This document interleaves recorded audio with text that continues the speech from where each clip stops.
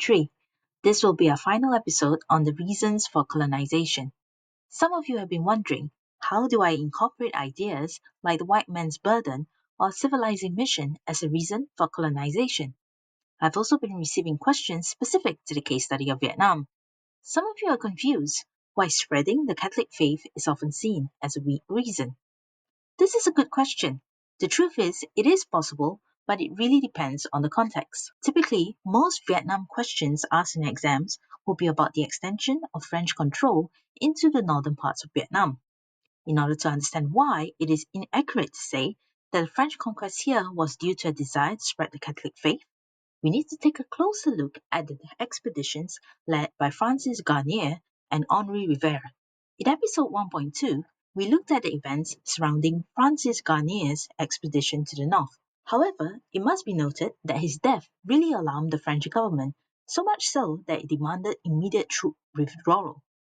This led to the Second Treaty of Saigon. In 1882, the pretext for an expedition was very different. This time, it was also supported by the French government back home.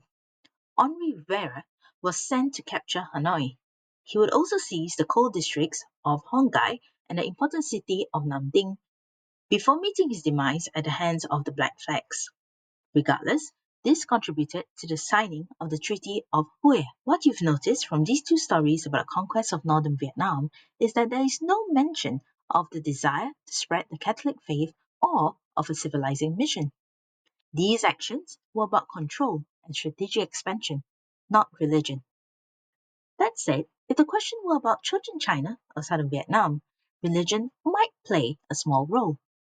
You might recall how Vietnamese emperors persecuted Catholic missionaries, which gave France a reason to intervene to protect its citizens. But even then, the goal was protection, not spreading religion. Likewise, in Malaya, it is challenging to argue that the British colonized Malaya because of its civilizing mission. However, you might recall that during the Larut Wars, Raja Abdullah and merchants from the Straits settlements pleaded for British help.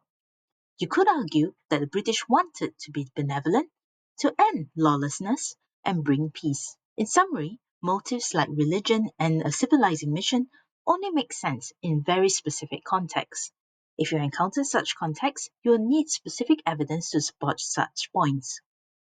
In most cases, it is far easier to argue that the colonial powers acted out of strategic and economic interests.